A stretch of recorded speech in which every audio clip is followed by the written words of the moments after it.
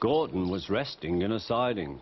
Sometimes, he thought, it's really tiring to be such a large and splendid engine.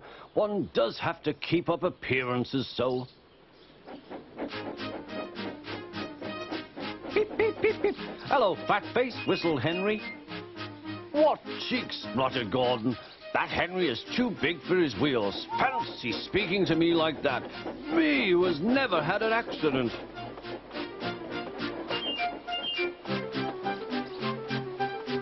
Aren't jammed whistles and burst safety valves accidents?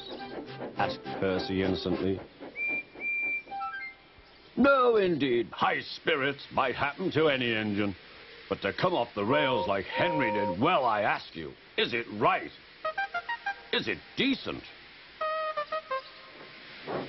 Then it was Henry's turn to take the express. Gordon watched him getting ready. Be careful, Henry. You're not pulling the Flying Kipper now. Mind you keep on the rails today.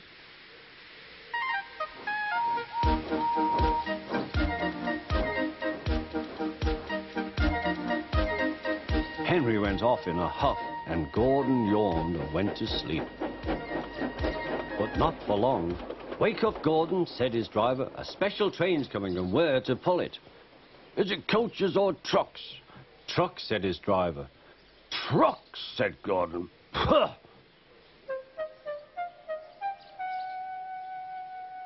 Gordon's fire was slow to start, so Edward had to push Gordon to the turntable to get him facing the right way.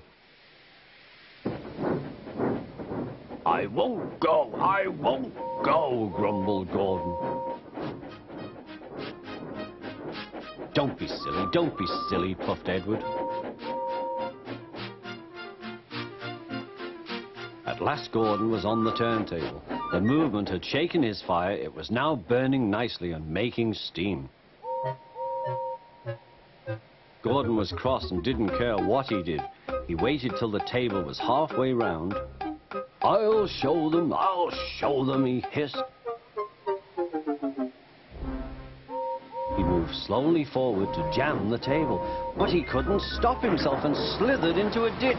Ooh, she hissed. Get me out! Get me out!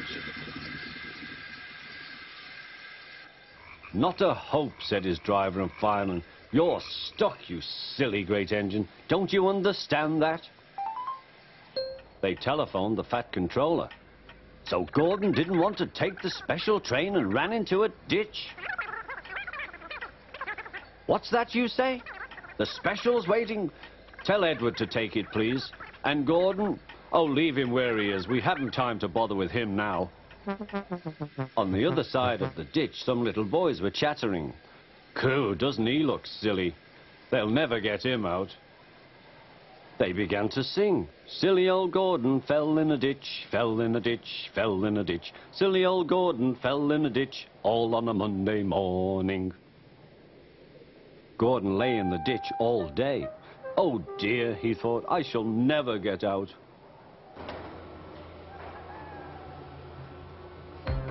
But that evening they lifted Gordon and made a road of sleepers under his wheels to keep him from the mud. Strong ropes were fastened to his back end, and James and Henry, pulling hard, managed to bring him to safety.